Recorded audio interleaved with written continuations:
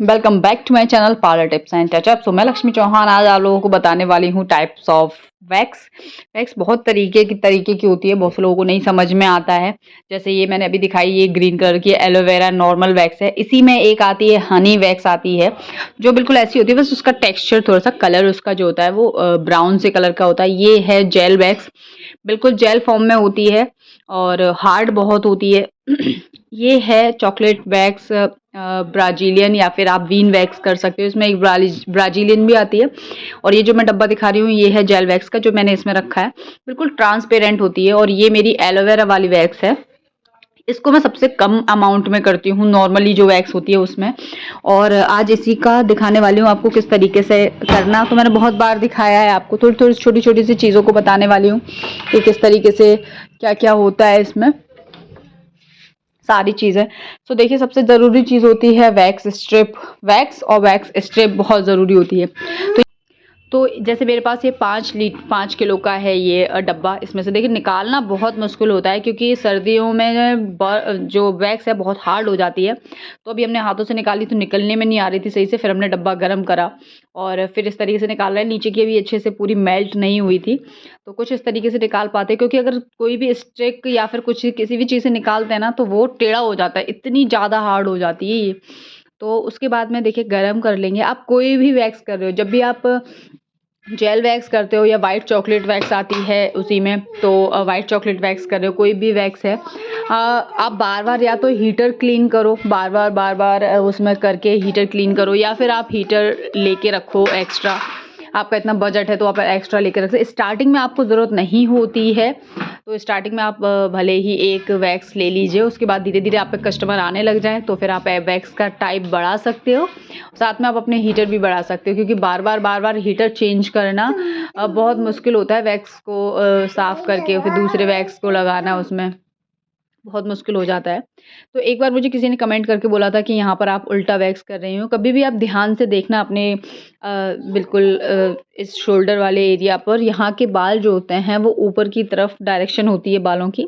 तो इसीलिए जहाँ ऊपर की तरफ डायरेक्शन होती है वहाँ पर आप ऊपर की तरफ ही करेंगे वैक्स, और जहाँ नीचे की तरफ डायरेक्शन होती है तो नीचे की तरफ करेंगे। जिस डायरेक्शन में बाल होता है उसी डायरेक्शन में ही करना होता है, ठीक है ना। तो यहाँ के बाद में देखिए नीचे की तरफ डायरेक्शन थी तो नीचे की तरफ कर रहे हैं, और जो ऊपर की तरफ डायरेक्शन थी उसमें हमने ऊपर की तरफ ही किया है। सो ये मत सोचिए कि हम लोग गलत कर रहे हैं, हम सिर्फ डायरेक्शन देख के करते हैं कि किस डायरेक्शन में बाल है उसी डायरेक्शन में हमें करना है, उसी तरीके से।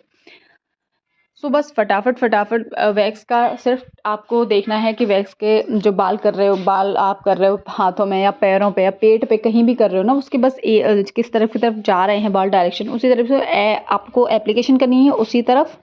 और उसके अपोजिट साइड आपको रिमूव करना है। जब भी आप कोहनी वाली साइड पे करते हो, आगे की साइड, जैसे ये वाली साइड जहाँ मैं कर रही हूँ अभी बिल्कुल सेंटर में, ये थोड़ी सेंसिटिव होती है और यहाँ पर आपको बार बार वैक्स नहीं लगानी होती है। या जब भी आप रीका वैक्स कर रहे हो, एक रीका वैक्स भी आती है, जैसे मैंने जेल वैक्स दिखाई उसी टाइप में होती है रीका वैक्स। थोड़ी सी कॉस्टली होती है वो भी, जैसे जेल वैक्स थोड़ा सा कॉस्टली आती है उसी तरीके से रीका वैक्स भी आती है।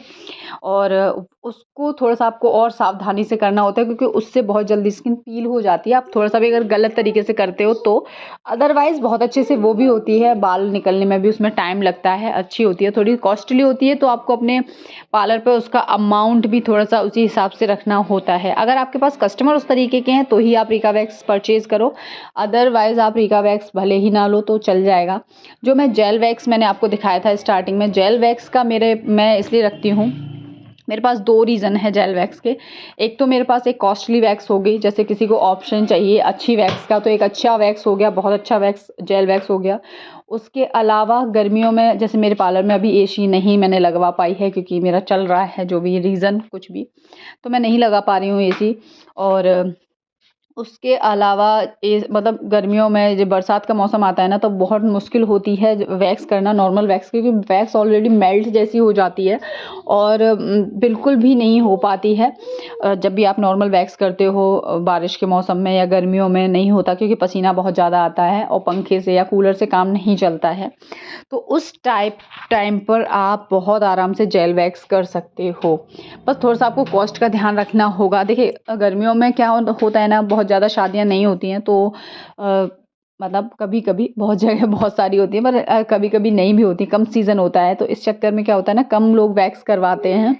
तो कम लोग वैक्स करवाते हैं, तो आप अगर उसी अमाउंट में कर भी देते हो, जिस अमाउंट में आप नॉर्मल वैक्स कर रहे हो उस अमाउंट में, या फिर आप उन्हें समझा दो थोड़ा-सा कि इससे जब आप वैक्स करोगे तो वैक्स का है जो है बाल बहुत लेट निकलेगा और एकदम शाइनिंग आ जाएगी और अच्छा है बहुत, मतलब आप उसको फ़ायदा बताओ उसके कि इस ये फ़ायदा है, इससे थोड़ा-सा ग्लो करने लगती है स्किन इसकी वजह से। तो आप इसको करवा लीजिए। वैसे हम 400 में करते हैं, हम 300 में करते हैं इसको, लेकिन आप मतलब नॉर्मली आप नॉर्मल वाली वैक्स जो है एलोवेरा वाली, वो मैं 170 में 180 में करती हूँ, 170 में करती हूँ। तो उसको मैं 200 रुपए में कर दूँगी आपको, या 250 रुपए में कर दूँगी। तो लोग करवा लेते हैं, ऐसी बात नहीं है, लोग करवा लेते हैं, क्योंकि गर्मियों में थोड़ी-सी प्रॉब्लम रहती है, तो आराम से वो वैक्स हो जाती है और बिल्कुल भी एसी की ज़रूरत नहीं पड़ती, बहुत ईज़िली बाल निकल के आता है उससे भी। तो आप उसको रख सकते हो सिर्फ़ इसलिए क्योंकि आपके पास अगर एसी नहीं है, तो आप उस वैक्स का यूज़ कर सकते हो अपने पार्लर पर। उसका डब्बा जो है 1 किलो का जो डब्बा है उसका शायद 950 या 900 ऐसा कुछ का आता है, और उसका यही अमाउंट है। आप चाहे ऑनलाइन ले लो, चाहे ऑफ़लाइन ले लो, कैसे भी ले लो, उसका ये इतने का ही आता है उसका डब्बा। सो यहाँ पर बस आपको डायरेक्शन देखते जाना है और डायरेक्शन के हिसाब से ही आपको उसको करते जाना है। एक हाथ मेरा कंप्लीट हो चुका था, और आप चाहो तो या तो साथ ही अच्छे से वॉश कर दीजिए, हाथ को क्लीन कर दीजिए ताकि चिप ना रहे, और अच्छे से चेक करने के लिए बोल दीजिए अपने कस्टमर को कि वो साथ में चेक कर ले, ताकि कहीं रहे ना, कहीं पे कोई बाल ना रह जाएँ इसीलिए। और उसके बाद में सही तरीके से जो है आपको देख लेना है। आपको खुद को भी साथ में देखते जाना है कि कहीं पे कोई बाल रह तो नहीं रहे हैं, और उनको आपको साथ में ही क्लीन करना है, ताकि कस्टमर घर पे जाके जब चेक करे या फिर बाद में जब वो हैंड वॉश करे तब उसको समझ में आए कि काफ़ी बाल रह गया है। तो बस आपको सही तरीके से करना है। आपको मेरे बाल भी दिख रहे होंगे, जहाँ-जहाँ क्लीन होता जा रहा है वहाँ-वहाँ देखिए, और जहाँ-जहाँ क्लीन नहीं हुआ है, वैक्स नहीं हुई है, वहाँ-वहाँ बाल देखिए, काफ़ी बाल दिखाई दे रहे हैं। यहाँ पर देखिए ऑलमोस्ट मैंने मतलब बहुत ज़्यादा वैक्स, मेरा पूरा पर्पज़ आपको था वैक्स के बारे में समझाने का, और बाकी मुझे वैक्स करते हुए दिखाना नहीं है। वैक्स के बहुत सारे वीडियो मेरे चैनल पर डले हुए हैं, हर तरीके की वैक्स के, आप चाहो तो देख सकते हो। तो वैक्स के डब्बे भी अलग-अलग टाइप, अलग-अलग उसके आते हैं, क्वांटिटी में आते हैं। आप आधा किलो का ले सकते हो, 1 किलो का ले सकते हो, 5 किलो का ले सकते हो। इस तरीके से आप ले सकते हो, जिस जैसे भी आपका बजट है वैसे।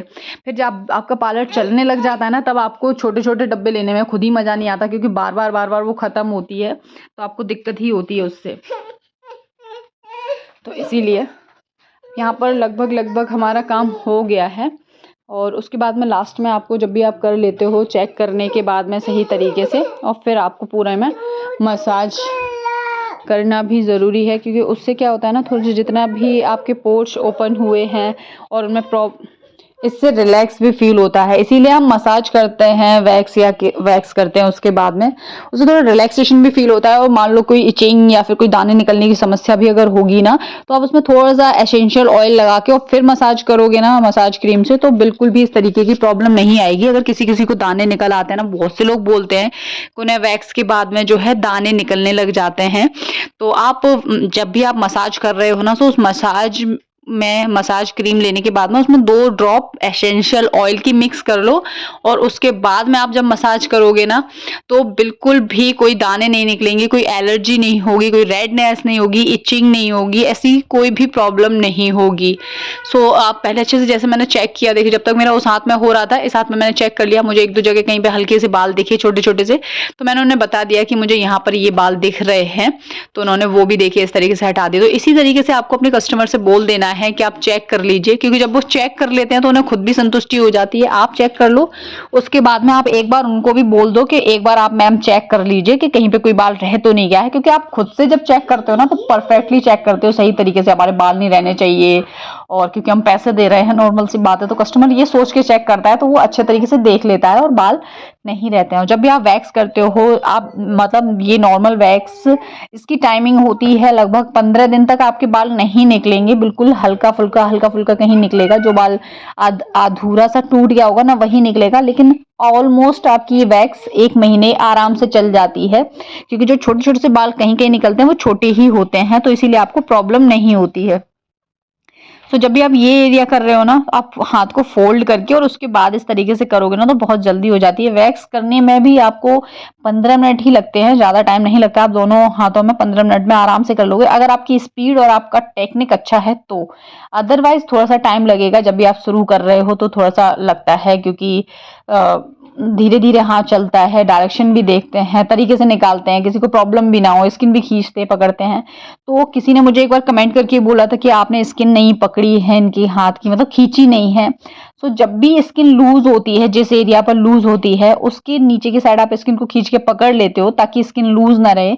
अदरवाइज अगर स्किन लूज नहीं है कहीं की तो फिर आपको पकड़ने की इतनी जरूरत नहीं रहती है। पहले का टाइम अलग था, पहले कोई टेक्निक तो थी नहीं और धर्राम पे गाड़ी चलती थी पहले, ठीक है ना। तो पहले ऐसा था, लेकिन अब ऐसा नहीं है। अब चीजें और तरीके की हो गई हैं, थोड़ा सा और अच्छी हो गई है, क्वालिटी अच्छी हो गई है उनकी, और टेक्निक्स अच्छे हो गए हैं तो उसकी ज़रूरत नहीं पड़ती है। सो देखिए अच्छे तरीके से पूरा क्लीन करने के बाद में, पानी से अच्छे तरीके से वॉश करने के बाद में, उसके बाद में मैं यहाँ पर अंडर आर्म्स कर रही हूँ। सो मैं पूरा अमाउंट इसका, मतलब पूरा प्राइस जो है 170 लेती हूँ विद अंडर आर्म्स। और अगर अलग से कोई अंडर आर्म्स करवाता है जिसको वैक्स नहीं करवानी है, सिर्फ अंडर आर्म्स करवाने हैं, तो अंडर आर्म्स का मैं 50 रुपये चार्ज कर लेती हूँ। या फिर अगर आप नॉर्मल वैक्स की जगह आप व्हाइट चॉकलेट वैक्स से करवा रहे हो तो 100 हो गया, या फिर आप अलग किसी वैक्स से करवा रहे हो तो उसी हिसाब से। सो अंडर आर्म्स में भी सेम मेथड यूज करना है आपको, जिस डायरेक्शन में हेयर है उसी डायरेक्शन में आपको एप्लीकेशन करना है। अगर पूरी हेयर एक ही डायरेक्शन में है तो आप एक ही डायरेक्शन में एप्लीकेशन करो। अगर दोनों डायरेक्शन में है, बहुत से अंडर आर्म्स ऊपर की तरफ होते हैं, कुछ कुछ नीचे की तरफ होते हैं। बहुत से लोग जो रेजर से अंडर आर्म्स करते हैं उन लोगों के अंडर आर्म्स चारों तरफ को होने लग जाते हैं, मतलब एक सही दिशा नहीं रहती उनके अंडर आर्म्स के हेयर की। सो देखिए मेरा बहुत जल्दी हो गया था, क्योंकि मैंने कभी भी रेजर से अपने अंडर आर्म्स नहीं किए हैं, मैंने वैक्स से ही करवाए हैं। पहले 1-2 बार मैंने कभी वैक्स नहीं की है, तो उस दौरान मैंने या तो वीट वगैरह यूज किया, लेकिन फिर मुझे पता चला कि उससे स्किन काली पड़ जाती है, तो मैंने कभी भी वीट या कुछ ऐसा यूज नहीं किया। और आप मेरे अंडर आर्म्स देख सकते हो, बिल्कुल भी डार्कनेस नहीं है, कोई स्पॉट्स नहीं है, कुछ नहीं है, क्लीन है एकदम अच्छा। तो देखिए इस वाले अंडर आर्म्स की जो है डायरेक्शन आप देख रहे हो कि ये नहीं, एक कुछ नीचे की तरफ है, कुछ थोड़ा सा ऊपर की तरफ है, तो उसी डायरेक्शन में लगाएंगे। देखो हाफ नीचे की तरफ लगाया और बाकी जो हाफ है उसको ऊपर की तरफ लगाएंगे। और जब भी आप अंडर आर्म्स के बाल खींच रहे हो, पट्टी खींच रहे हो, तुरंत ही आपको वहां पर हाथ रख लेना है। भले आपका हाथ वैक्स से बिगड़ जाए, लेकिन फिर भी आपको वहां हाथ रख लेना है, क्योंकि पेन होता है। और जब भी आप हाथ रख लेते हो ना तो थोड़ा सा रिलैक्स फील होता है। आपने देखा होगा कभी भी आपको किसी जगह पे चोट लगी हो, आपको दर्द हुआ हो, कहीं लग गया हो, तो आप वहां पर तुरंत अपना हाथ से रफ करने लग जाते हो ताकि अच्छा फील हो, थोड़ा सा रिलैक्स फील हो। उसी तरीके से आपको अंडर आर्म्स पर भी करना है। हमेशा कोई भी सेंसिटिव एरिया पे जब भी आप वैक्स कर रहे हो वहां पर तुरंत आपको हाथ लगाना है, ताकि जो है बिल्कुल बहुत ज्यादा पेन फील ना हो, इसीलिए। तो देखिए मसाज का मैंने आपको बताया, अगर किसी के दाने निकल आते हैं वो आपको बताएगा ही। अगर नहीं बता रहे हैं तो आप उनसे पूछ सकते हो कि आपको वैक्स से दाने वाने तो नहीं निकलते हैं। अगर कोई फर्स्ट टाइम करवा रहा है तो आपको जरूर उसमें एसेंशियल ऑयल डाल लेना है वैक्स के जो मसाज क्रीम में।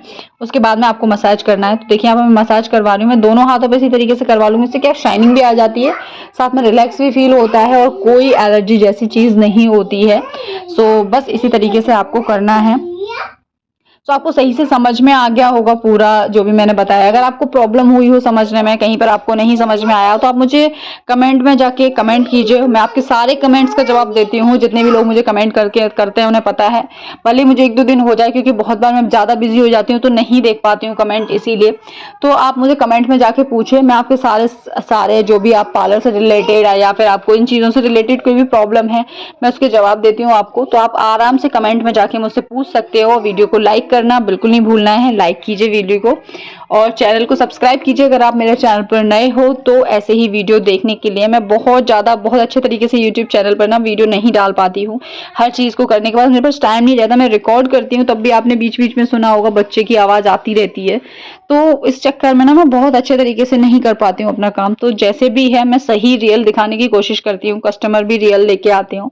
अभी मैं खुद पे करवा रही थी तो मैंने आपको खुद का दिखाया है पूरा। देखिए इस तरीके से अपना काम करवाना, चेंज करवाना बहुत ज़रूरी होता है ताकि उनके कपड़े ख़राब ना हो, वैक्स ना गिरे उनके कपड़ों पे कहीं भी और उनके कपड़े पे कहीं वैक्स लगे ना। तो आप आराम से इसी तरीके से कीजिए, आप अपना मेथड यूज़ कीजिए, अच्छे तरीके से काम कीजिए ताकि आपका पार्लर जो है वो ग्रो करे। काम अच्छा होगा तो नॉर्मल सी बात है, कस्टमर भी आएँगे। तो वीडियो अच्छा लगा हो तो लाइक कीजिएगा, कमेंट और चैनल को सब्सक्राइब करें।